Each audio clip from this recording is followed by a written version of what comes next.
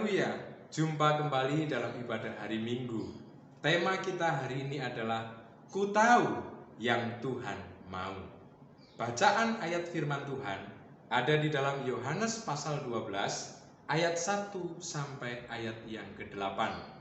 Saudara, ada banyak anak-anak Tuhan yang hanya ingin dimaui oleh Tuhan.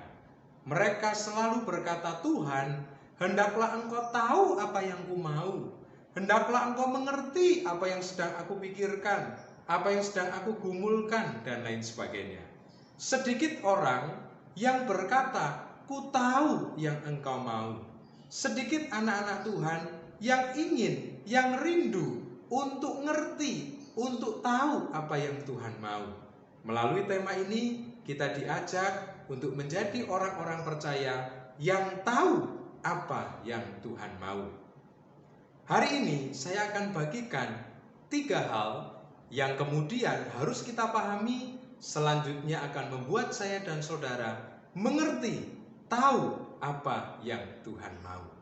Yang pertama, saudara, kita harus melakukan yang terbaik kepada Tuhan, memposisikan Tuhan sebagai pribadi yang termulia. Bacaan ayat firman Tuhan ada di dalam ayat yang ketiga dari Yohanes pasal 12. Yesus berkunjung ke Betania. Yesus mendapatkan sambutan dari banyak orang. Yesus mendapatkan sambutan dari beberapa keluarga.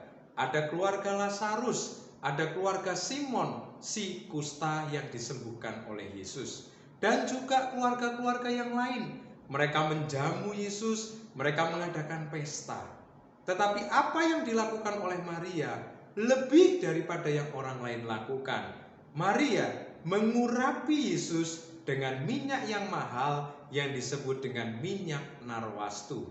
Minyak ini harganya 300 dinar, setara dengan 300 hari upah orang kerja pada waktu itu. Saudara, minyak narwastu ini adalah minyak yang disukai oleh kalangan kerajaan. Minyak yang disukai oleh golongan ningrat, minyak yang akrab dengan pembesar-pembesar.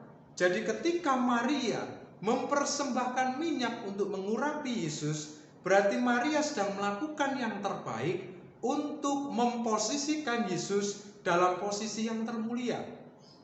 Maria ingin memperkenalkan kepada banyak orang, Yesus bukan sekedar orang Nazaret, Yesus bukan sekedar anak Yusuf, tapi Yesus adalah Raja, Yesus adalah pribadi yang termulia.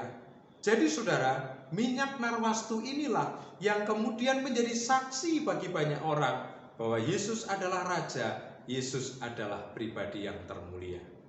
Oleh karena itu, kita mau teladani apa yang Maria lakukan.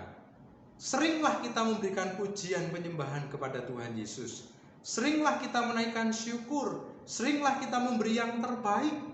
Ada banyak anak-anak Tuhan seringkali hanya mengajukan permohonan, permintaan, dan seterusnya. Yang isinya adalah permohonan, permintaan, keluhan-keluhan. Jarang sekali anak Tuhan mau tahu apa yang Tuhan mau.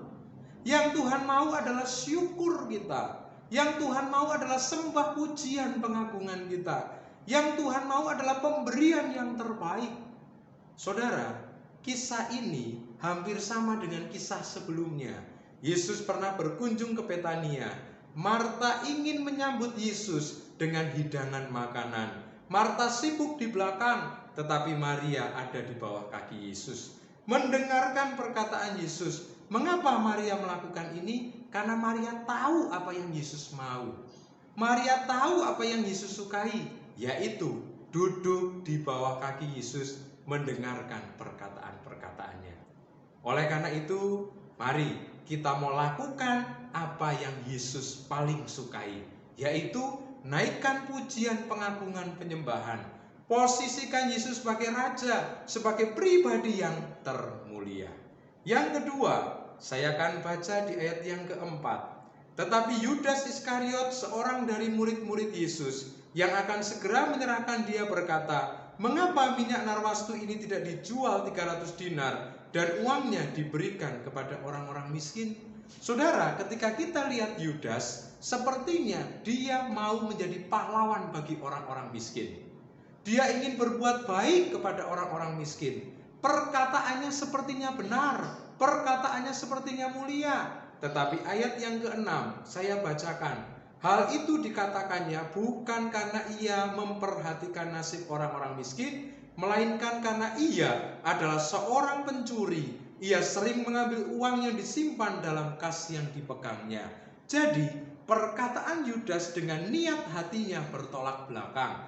Perkataannya sepertinya mulia, perkataannya sepertinya menunjukkan dia pahlawan bagi orang-orang miskin. Tetapi hatinya jelek, hatinya curang, hatinya jahat karena ingin mengkorupsi uang tersebut. Yang kedua, apa yang Tuhan paling maui? Hati dan perkataan kita harus sama. Ada banyak orang yang menampilkan fisik sepertinya bagus. Ada orang yang menampilkan ibadah sepertinya saleh, sepertinya suci, tetapi hati dan pikirannya jelek, hati dan pikirannya jahat. Ada orang yang suka memberi, suka berbagi, tapi ingin dipuji, ada kesombongan di dalam dirinya. Jadi saudara, jangan teladani Yudas. Kita harus menjadi orang-orang yang antara perkataan, perbuatan, niat, hati, motivasi harus sama. Semuanya harus baik. Yang ketiga, yang terakhir, apa yang Tuhan maui untuk kita lakukan? Ayat yang ke-7. Maka kata Yesus, biarkanlah dia melakukan hal ini, mengingat hari penguburanku, karena orang-orang miskin selalu ada padamu, tetapi aku tidak akan selalu ada pada kamu. Nah saudara, Yesus Kristus membela tindakan Maria. Mengapa? Karena ini adalah kesempatan, peluang yang diambil oleh Maria. Maria mungkin berpikir besok gak akan ketemu Yesus lagi. Yesus banyak dibenci oleh orang-orang Yahudi. Maria berpikir jangan-jangan besok Yesus sudah diculik. Jangan-jangan dia gak ketemu Tuhan Yesus lagi. Mungkin dia juga berpikir jangan-jangan besok dia mati. Jangan-jangan besok adalah akhir hidupnya. Sehingga dia gunakan kesempatan untuk memuliakan Yesus. Jadi yang ketiga, apa yang paling Tuhan maui dalam hidup kita? Kita gunakan kesempatan untuk melayani Tuhan, untuk memuliakan Tuhan, untuk melayani sesama. Kita tidak tahu kapan akhir hidup kita. Selagi kita bernafas, selagi Tuhan masih kasih kesempatan, gunakan untuk memuliakan Tuhan. Apa yang Maria lakukan menjadi teladan bagi saya dan saudara, karena kesempatan belum tentu datang untuk kedua kalinya. Mumpung masih ada kesempatan, gunakan untuk memuliakan Tuhan. Demikian firman Tuhan, kita pahami dan kita capai tema kita. Tuhan Yesus memberkati.